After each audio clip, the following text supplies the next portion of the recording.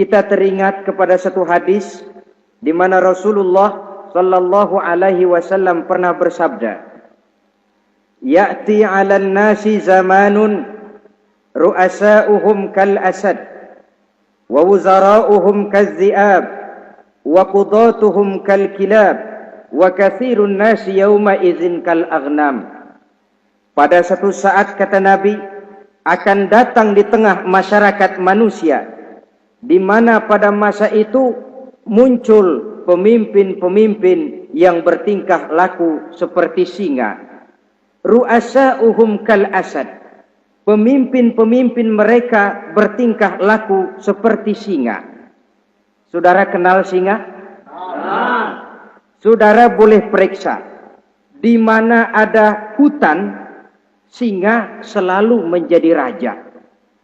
Padahal hutan belum pernah bikin pemilihan umum. Tapi yang namanya singa tidak pernah peduli.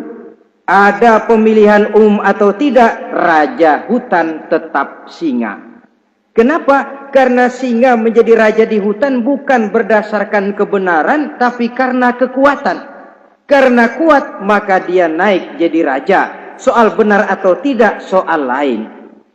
Maka sebagai akibatnya, setelah si singa ini naik menjadi raja hutan, dia bukan melindungi rakyatnya, malah makanin rakyatnya. Coba saudara lihat di hutan. Kambing rakyat hutan dimakan oleh singa. Ayam rakyat hutan dimakan oleh singa. Sapi rakyat hutan dimakan oleh singa. Inilah akibatnya karena singa naik berdasarkan kekuatan. Setelah naik bukan melindungi rakyatnya, malah makanin rakyatnya.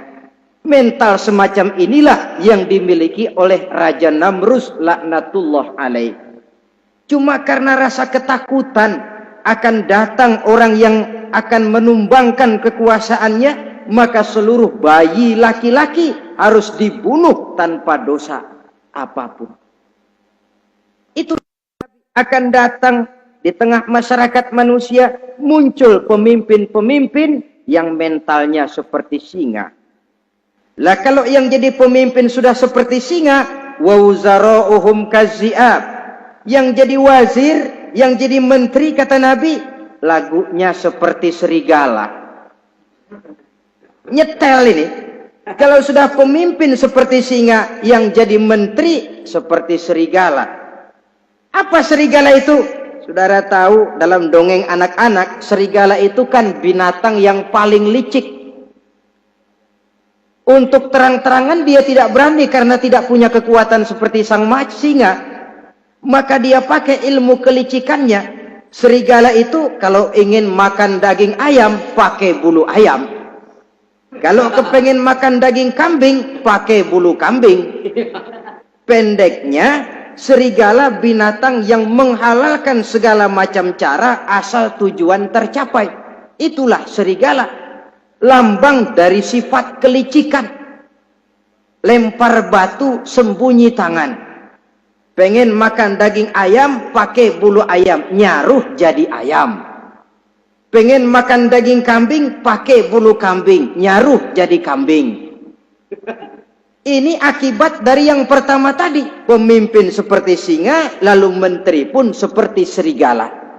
Efeknya kemudian yang segera menyusul apa? Wa qudatuhum kal kilab. Kalau pemimpin sudah seperti singa, menteri sudah seperti serigala, wa qudatuhum kal kilab, akan muncullah para penegak hukum yang mentalnya seperti anjing. Inna lillahi wa inna ilaihi raji'un. Penegak hukum yang mentalnya seperti anjing itu. Anjing, saudara lihat, anjing akan setia kepada siapa saja yang memberinya daging. Kalau dia disuruh jaga rumah, dia tidak bisa membedakan mana yang maling, mana yang tamu. Biar yang datang tamu, kalau nggak bawa apa-apa, pasti digonggong. Biar yang datang maling, kalau bawa daging, anjing kalem. Pokoknya siapa yang memberi saya daging, itulah majikan saya. Apa kata majikan saya, itulah yang saya laksanakan.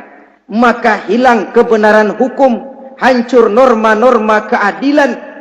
Oleh karena apa? Oleh karena anjing dapat daging. Lalu dalam kondisi semacam itu, yang jadi rakyat bagaimana? Kata Nabi, wa katsirun nas yauma izin kal aghnam. Adapun kebanyakan orang pada masa itu, lagunya sudah seperti kambing. Saudara, kambing itu binatang yang cuma menang groyokan dan tidak punya alternatif. Namanya kambing, digiring ke lapangan embe. Betul kan? Betul. Digiring ke kuali embe. Dikasih makan rumput embe. Sampai pun mau dipotong masih embe juga. Tidak punya pilihan lain si kambing ini, tidak punya alternatif lain. Kondisi semacam inilah yang terjadi di masa pemerintahan Raja Namruz laknatullah alaih.